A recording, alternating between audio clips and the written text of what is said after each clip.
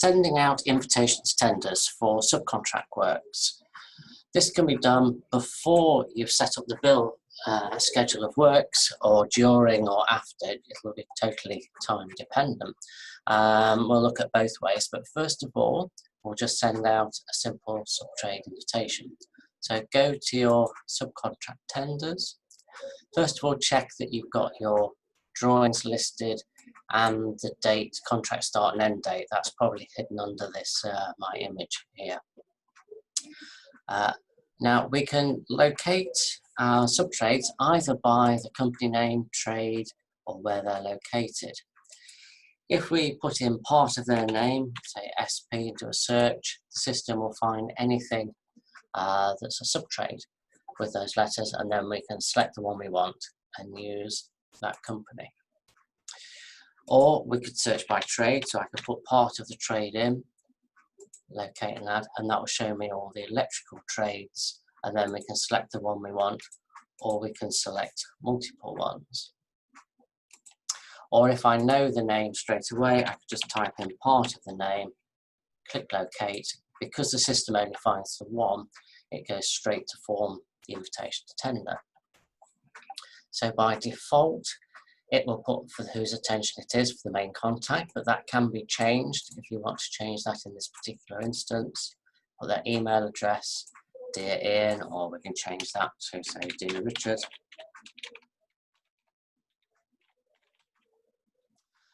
Reference will be the contract name, first floor, office alterations, type of works, electrical. Then it will drag in all the drawings that were listed with the quotation to save you typing them in, and then you just remove the ones that aren't applicable for this subtrade. By default, it will put the commencement and completion date of works with that was tied with quotation, but this can be changed, and you can actually be more generic and just say that it's going to be July 2020. So we're not actually giving a firm date of when the work's going to be carried out. And then very importantly, when do we want our quotation from them to be returned? So we click on that and we'll say we want that back on Monday. We then need to form the body of the invitation tender. By default, it's going to say, you know, we'd be pleased to receive your keenest fixed price quotation for electrical works to the above contract, and the drawings that were enclosed, it will print those in there. So I could either type in my own text for this, or I could import from a standard list of templates, and then we can just pick whichever template we want. That will then put that in. But I can also then change this template to suit, so additions here. It'll only be saved with this letter, not with the template. Once we've formed the basis of that, we can then issue that invitation. And then we have the choice of either printing it as a hard copy, form a PDF, or form a PDF and email. So this one, if I just say form a PDF, generate the PDF. Would I like a list of bill items printed that have been assigned to the subtrade? Because we're doing this before we've fleshed out the bill and said which items are tied to which trade, there's no point in printing that out because it doesn't exist. So we just say no, not required. Now I need to switch the screen share so you can see what happens there. So the system will then form an invitation tender as a PDF that you can then either email through your Outlook required or print off. If I go back to the main screen, then we simply click finished and we return back to our screen listing our invitation to tender. If I come out of this quotation, if we just say complete later, you'll notice because we put a return date on that invitation to tender, when it gets to the day before, the system will remind me to chase that up. So obviously there's no calls due today, but if I say all future calls, you can now see that on the 14th, it's asking me to chase up that quotation. So I just go back to that quote and we look at other ways of sending out and loading up the invitation to tenders, subcontract tenders. So if I want to grab a group of electricians into there, we just say electrical, and let's say we want to send that to James Electrical and Lawmax as well. We highlight them, say use selected company, in they go. Now we need to form the invitation to tender for those. So we double click on it. Now rather than going through the same process of removing drawings, setting up dates, typing in the requirement, I can duplicate the details from the first subtrade. So click on that, confirm you want to do it, and it will make an exact copy of that, obviously to a different contractor. Now I'm going to change this to my email address.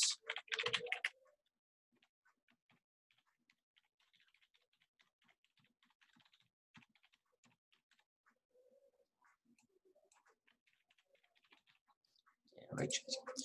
And now when I issue this invitation, I'm going to say form a PDF and email. No point in assigning any bill items because we haven't got any. It will then form a basis of an email saying, Dear Richard, please find attached invitation tender for electrical works to the first floor office alterations. And we also put, I'd be grateful if you would confirm the receipt of this invitation tender, just to confirm that they've got it. And again, you can change the text of this email if required, and by default it will put your company footer on there. Then it will also add the PDF of the invitation to tender and all the drawings that were attached with the quotation. But obviously you need to remove the ones that are not required to be sent with that email. And then simply say send email. The system will then send that off. Click finished. It will also record the fact that we've emailed the invitation to tender from there. So that's the basis of sending out your invitation to tenders, just as a block letter. Now, if we had the luxury of entering the bill items before we did that, I'm just going to import a bill from here, import bill schedule.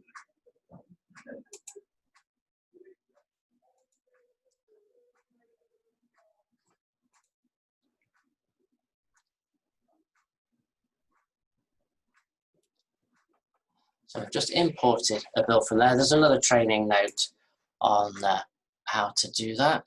And then I'm just going to quickly assign the various bill items to the trade. So we've got electrics, disconnect the electrics, and then if we come down to here, that's electrical, and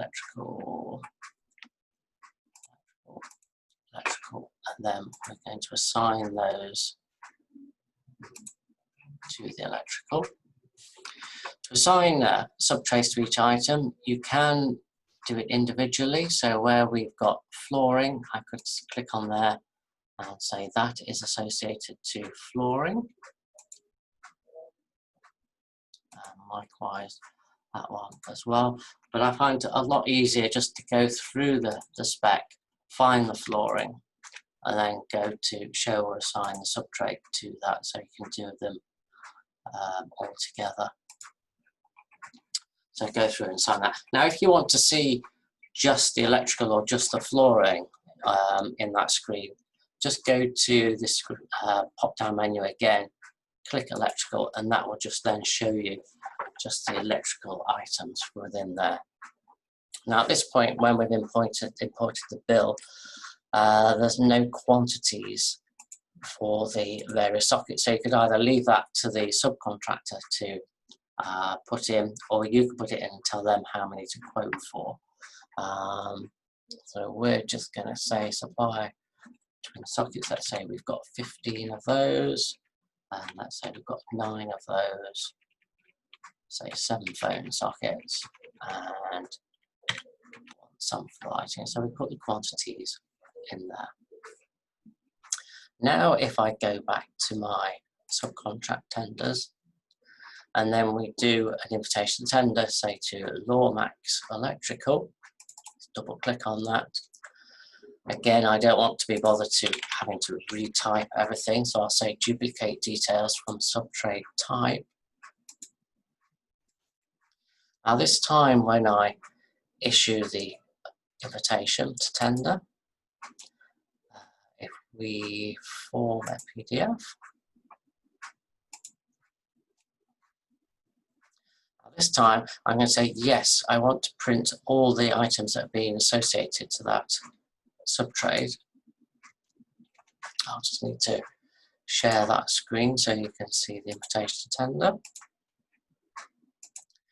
So there we have the invitation to tender to Lawmax, and then you will see from here you've got the basic invitation to tender, but now we have a schedule of works just picking out their particular elements for them to put their rates against for that. Go back to the main screen. So that then means once we get the electrical prices in from there, we can then tie them to the subtrades in those elements. And then we'll be using the subtrade comparison to do that, and now that'll be on another training video. I think that's probably all there is to entering subtrades. If I entered a different subtrade, let's say we wanted a decorator, Barry Splash, in he goes there, double click on him. Now again, to save me typing, if I'd done quite a specific invitation to tender, I don't want to retype it again and all the dates. If I said duplicate details from the first subtrade type, it's not going to do anything because I haven't already done a decorating type invitation to tender. But I could use the first one that we never printed from the electrical, and that drags that in from there. But bear in mind, it will have only put the drawings in that you sent with the original electrical, so you may need to add the decoration drawings into that as well.